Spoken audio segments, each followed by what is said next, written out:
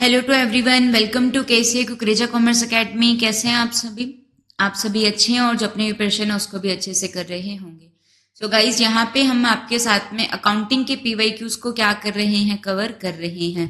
ठीक है, अकाउंटिंग के पीवाईक्यूज को मैं आप लोगों के साथ में क्या कर रही हूँ, कवर कर रही हूँ। सो यहाँ पे हम लोग अपने 2021 के जो पीवाईक्यूज हैं उसको क्या कर रहे हैं, सॉरी 2021 के हम लोग कर चुके हैं, 2022 के पीवाईक्यूज को यहाँ पे कवर किया जा रहा है। तो जिसने पहले वाले 2021 के नहीं देखे हैं वो भी कवर कर लीजिएगा। सो स्टार्ट करते हैं हमारे सेशन के पहले क्वेश्चन के साथ में। एक company is an artificial person है। ठीक है, सो एक company does not include the value of skill gained by it employ from training program in its annual financial statement. तो जो कंपनी अपने एनुअल फाइनेंशियल स्टेटमेंट बनाती है, जिसमें ट्रेडिंग अकाउंट बनाती है, प्रॉफिट और लॉस अकाउंट बनाती है, तो उसके अंदर वो जो एम्प्लॉयज की वैल्यू है उसको शो नहीं करती है। तो यहाँ पे कौन से वाला जो अकाउंटिंग कंसेप्ट है वो अप्लाई हो रहा है। गोइंग कंसर्न कंसेप्ट क्या कहते हैं कि जो फर्म है वो क्या चलेगी, फ्यूचर में लॉन्ग टाइम तक चलेगी, उसकी क्या है, एक इनफाइनाइट लाइफ है। मनी मेजरमेंट क्या कंसेप्ट क्या कहता है कि केवल उन्हीं ट्रांजैक्शन को रिकॉर्ड करना है जो कौन से नेचर की होती हैं, मॉनेटरी नेचर की होती हैं। केवल उन्हीं ट्रांजैक्शंस को क्या करना है, रिकॉर्ड करना है। नॉन मॉनेटरी नेचर की ट्रांजैक्शंस को रिकॉर्ड नहीं करना है। तो ये भी नॉन मॉनेटरी नेचर की है स्किल, तो इसको रिकॉर्ड नहीं करना है। तो इसके ऊपर कौन सा अप्लाई होता है, मनी मेजरमेंट कंसेप्ट अप्लाई होता है। रेवेन्यू रिकॉग्नाइजेशन कंसेप्ट क्या होता है, जैसे ही रेवेन्यू रिकॉग्नाइज हो जाए, पता चल जाए कि हमें रेवेन्यू मिल रहा है, तो उसको क्या कर लो, रिकॉग्नाइज कर लो। बिजनेस एंटिटी कंसेप्ट क्या कहता है कि जो बिजनेस है और ओनर है, जो बिजनेस है और क्या है, बिजनेस और ओनर जो है वो क्या है, दोनों अलग अलग एंटिटी होती हैं। तो ये बिजनेस एंटिटी कंसेप्ट होता है। ठीक है, move to the next question. The information with respect to the company is EBIT earning before interest and tax कितना है, 35 लाख। 15% टर्म लोन है 50 लाख की। Working capital term loan from bank at the rate of 20% 30 lakh की। 10% preferential capital 10 lakh का। Public deposit accepted eight 14% 15 lakh की। तो what is the interest coverage ratio. तो जो इंटरेस्ट कवरेज रेशियो क्या बताता है कि एक फर्म के पास में कितनी EBIT है। इंटरेस्ट कवरेज रेशियो क्या बताता है कि फर्म के पास में कितनी अर्निंग अवेलेबल है, वो उससे कितना टाइम इंटरेस्ट की पेमेंट कर सकता है। EBIT डिवाइड बाय इंटरेस्ट होता है। जितना ज्यादा इंटरेस्ट की पेमेंट, जितना ज्यादा ये रेशियो होगा उतना ज्यादा फर्म क्या कर सकती है, डेट को यूज कर सकती है। अगर इंटरेस्ट कवरेज रेशियो जो है वो क्या है, कम है, तो डेट को यूज नहीं किया जाना चाहिए। ठीक है, तो यहाँ पे हमें पता होना चाहिए EBIT कितनी है, वो तो पता है कितनी है, 35 लाख है। अब इंटरेस्ट कितना है, तो पहले तो यही वाला इंटरेस्ट 15% टर्म लोन है 50 लाख का, तो इंटरेस्ट कितना होगा, 50 लाख का 15% 7,50,000 आ जाएगा। फिर 20 लाख का 30 लाख का 20%, तो ये कितना हो जाएगा, 6 लाख हो जाएगा। ठीक है जी, उसके बाद में आप लोगों के पास में प्रेफरेंस शेयर कैपिटल के ऊपर डिविडेंड पे किया जाता है। ठीक है, पब्लिक डिपॉजिट के ऊपर इंटरेस्ट पे किया जाता है, तो ये कितना आ जाएगा, 2,10,000 आ जाएगा। तो जो टोटल इंटरेस्ट बनेगा वो कितना बन जाएगा, 750। और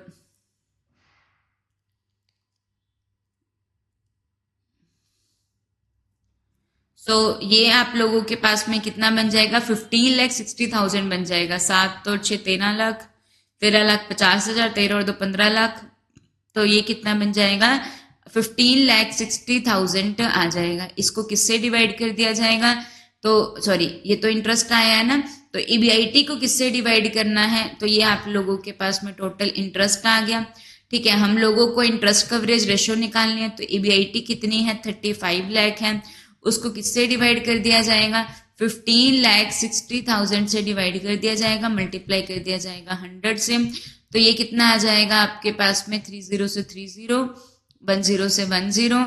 तो जब इसको सॉल्व करेंगे तो ऑब्वियसली बात है 156 है और ऊपर 350 है, तो 0 पॉइंट है 1.98 तो आएगा नहीं, तो ये कितना आ जाएगा, 2.24 आ जाएगा। ठीक है जी, तो ये आप लोगों को क्लियर हो जाएगा। Move to the next question. Which section of Indian companies act, total section in Indian companies act for 70। तो कौन से वाला सेक्शन इंडियन कंपनीज एक्ट का किसके लिए वर्क करता है? Provide for appointment of the first auditor. तो जो कंपनी, जब कंपनी बनती है, जब कंपनी बनती है उसको क्या कहा जाता है? फॉर्मेशन ऑफ कंपनी कहा जाता है। तो जब कंपनी का फॉर्मेशन होता है तो उसके कितने स्टेप्स होते हैं? 4 स्टेप होते हैं। सबसे पहले क्या होता है? कंपनी का प्रमोशन होता है, प्रमोटर करते हैं। फिर क्या होता है? कंपनी का इनकॉर्पोरेशन होता है, किसके पास में? आरओसी के पास में कंपनी का इनकॉर्पोरेशन होता है। उसके बाद में कंपनी क्या करती है? कैपिटल सब्सक्राइब करती है, पैसा लेती है लोगों से। फिर क्या आता है? कैपिटल सब्सक्रिप्शन आता है। और लास्ट में क्या किया जाता है? जो बिजनेस है वो क्या हो जाता है? स्टार्ट कर दिया जाता है। तो जब कंपनी बनती है तो उसके अंदर क्या किया जाता है? ऑडिटर की अपॉइंटमेंट की जाती है। ऑडिटर कौन होता है? ऑडिटर एक ऐसा पर्सन होता है जो क्या करेगा? जो भी फाइनेंशियल स्टेटमेंट्स बना दी गई हैं उनको चेक करेगा कि क्या सही तरीके से बनाई गई है, क्या जो फाइनेंशियल स्टेटमेंट्स है क्या वो सही पिक्चर शो कर रही है फर्म की, यानी इसमें कोई मिसस्टेटमेंट तो नहीं है। तो फर्स्ट ऑडिटर की जो अपॉइंटमेंट होती है वो कौन करते हैं? बीओडीज करते हैं। कंपनी के अंदर क्या होता है? शेयर होल्डर अलग होते हैं। शेयर होल्डर कौन होते हैं? जो ओनर होते हैं, जिन्होंने पैसा लगाया हुआ है। बट मैनेजमेंट किनके हाथों में होते हैं? बीओडीज के हाथों में होती है। तो पहले जो ऑडिटर होगी, यहाँ पे आपको काफी सारी चीजें क्लियर हो गई। एक तो कंपनी का फॉर्मेशन क्लियर हो गया। तो जब कंपनी का रजिस्ट्रेशन हो रहा है तो उसके 1 महीने के अंदर, कितने महीने के अंदर? With in 1 month. तो पहले ऑडिटर के अपॉइंटमेंट कौन करेंगे? बीओडीज करेंगे। कितने दिनों के अंदर? 30 दिनों के अंदर या 1 महीने के अंदर। तो ये कौन से सेक्शन में कवर होता है? तो ऑडिटर की अपॉइंटमेंट जो होगी ये आपके पास में सेक्शन 139 सबसेक्शन 2 आपके पास में आएगा। एक सेकेंड, इसको हम लोग चेक कर लेते हैं। तो कौन से वाला जो सेक्शन रहता है ऑडिटर का, जो किसके ऊपर बात करता है? विच section of the Indian companies act appointment of first auditor की अपॉइंटमेंट के ऊपर बात करता है।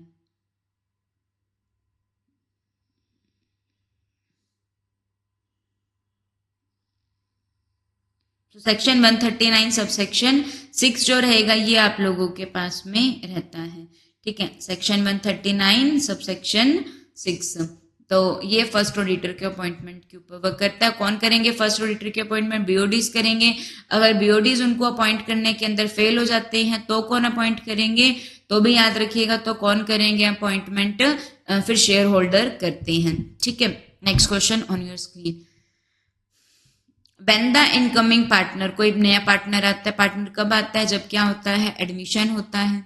ठीक है, सो एडमिशन होता है, उस टाइम पे क्या होता है? सेक्रीफाइसिंग रेशो भी निकलता है। याद रखिएगा, जो नए पार्टनर आएंगे तो पुरानों को कुछ सेक्रीफाइस करना पड़ेगा। तो सेक्रीफाइस रेशो का क्या फॉर्मूला रहता है?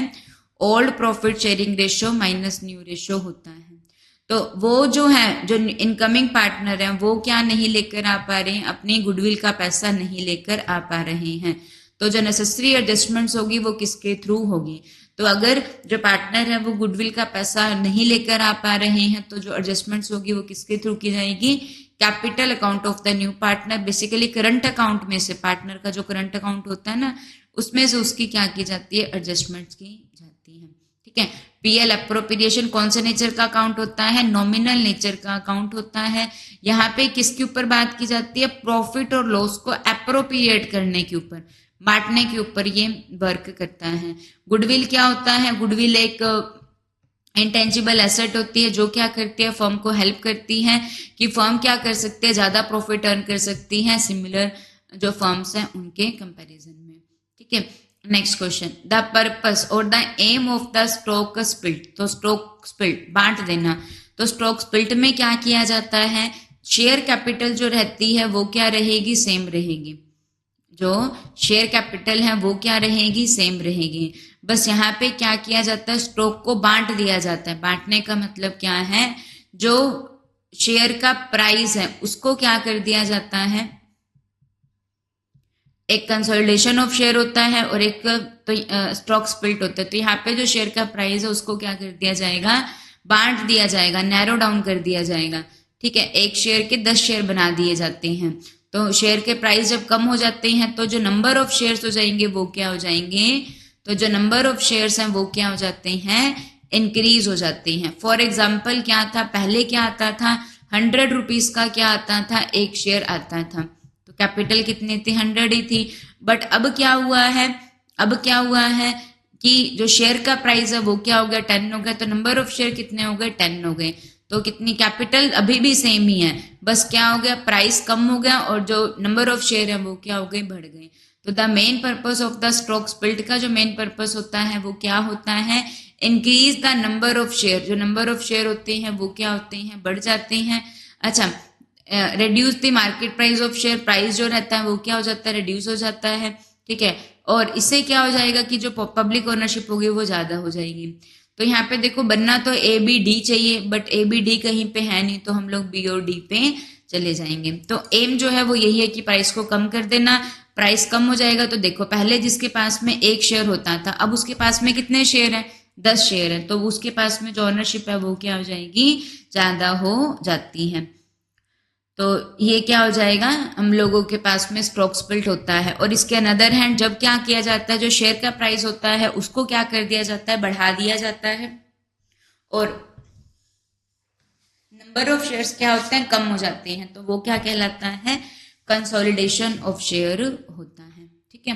Move to the next question, the contribution margin can be increase by which one of the following. Contribution का क्या फॉर्मूला रहता है, कंट्रीब्यूशन जो होता है इसका फॉर्मूला क्या होता है, सेल प्राइस में से जब वेरिएबल कॉस्ट को लेस कर दिया जाता है तो क्या आ जाता है, कंट्रीब्यूशन आ जाता है। तो कंट्रीब्यूशन को कैसे बढ़ाया जा सकता है, by increasing the selling price per unit. तो अगर सेल प्राइस बढ़ जाएगा, तो अगर ये वाला बढ़ जाएगा तो कंट्रीब्यूशन इंक्रीज हो जाएगा, तो ये क्या है, ये क्या है, करेक्ट है। The contribution margin can be increased by which one of the following, decrease contribution margin increasing the selling price per unit, ठीक है। तो देखिए यहाँ पे आपका जो आंसर है वो क्या है, ए तो होगा ही होगा, ठीक है। Changing the sale mixture and selling more profitable product for which the PV ratio is higher, so ये भी रहेगा, ठीक है। तो ऑप्शन नंबर 3 इसका आंसर हो जाएगा। जो पीवी रेशियो रहता है प्रॉफिट वॉल्यूम रेशियो होता है, इसका फॉर्मूला जो रहता है ये क्या होता है, contribution divide by sale multiply क्या होता है, 100। तो ये क्या रहता है, पीवी रेशियो का फॉर्मूला होता है। और एक और पीवी रेशियो का फॉर्मूला जो होगा वो क्या हो जाएगा, चेंज इन प्रॉफिट्स, प्रॉफिट्स में कितना चेंज हुआ है, divide by change in sale, sale में चेंज में कितना चेंज हुआ है, प्रॉफिट में कितना चेंज हुआ है, प्रॉफिट के चेंज को सेल के चेंज से डिवाइड कर दिया जाएगा, 100 से मल्टीप्लाई कर दिया जाएगा, तो पीवी रेशियो आ जाएगा। मार्जिनल कॉस्ट को अनचेंज करके, तो अनचेंज करके तो कुछ होता ही नहीं है। फिक्स कॉस्ट का, फिक्स एसेट का इससे कोई लेना देना ही नहीं है। सेलिंग प्राइस को डिक्रीज कर देंगे तो प्राइस डिक्रीज हो जाएगा, तो कंट्रीब्यूशन क्या हो जाएगा, डिक्रीज हो जाएगा, ठीक है। तो याद रखिएगा कंट्रीब्यूशन ये यूज कहाँ पे होता है, जब हम लोगों को फॉर्मूलाज हम लोग निकालते हैं ना, ब्रेक इवन पॉइंट का फॉर्मूला निकालते हैं, नंबर ऑफ यूनिट कितनी बेची जाए कि ना तो लॉस हो ना ही कोई प्रॉफिट हो, तो उसका फॉर्मूला क्या होता है, fixed cost divide by contribution per unit होता है। कंट्रीब्यूशन पर यूनिट का क्या फॉर्मूला रहता है, sale price minus variable cost होता है, ठीक है। मूव टू दिन, तो ये थर्ड ऑप्शन इसका करेक्ट हो जाएगा। Next question on your screen, which among the following information shell be disclose for all the public issue of share. तो एक पब्लिक इशू होता है शेयर का, जब कंपनी क्या करती है, डायरेक्टली पब्लिक को क्या करती है, शेयर इशू करती है, तो वो क्या कहलाता है, पब्लिक इशू कहलाता है। जब कंपनी सिलेक्टेड लोगों को शेयर देती है तो वो प्राइवेट प्लेसमेंट होता है, इंटरमीडियरी के थ्रू देती है तो वो ऑफर फॉर सेल होता है, ठीक है। तो which among the following shall be disclose to for all the public issue of share irrespective of their issue price. तो इशू प्राइस कुछ भी है, कंपनी इसको इसमें से क्या डिस्क्लोज करना पड़ेगा, तो वो क्या डिस्क्लोज करती है, यहाँ पे क्या क्या आ जाएगा, तो उसको क्या क्या डिस्क्लोज करती है, वो अर्निंग पर शेयर डिस्क्लोज करती है, ठीक है। डिविडेंड पे आउट रेशियो ये नहीं करेंगे, pre earning ratio, pre issue क्या है, प्राइस अर्निंग रेशियो क्या है, एवरेज रिटर्न कितनी है लास्ट 3 ईयर की, नेट एसेट वैल्यू कितनी है, इनको शो किया जाता है। तो ऑप्शन नंबर 2 इसका आंसर आ जाएगा, ठीक है। सो ये था अभी का सेशन, बाकी के क्वेश्चंस हम लोग अपने नेक्स्ट पार्ट में कवर करेंगे। Thank you to everyone.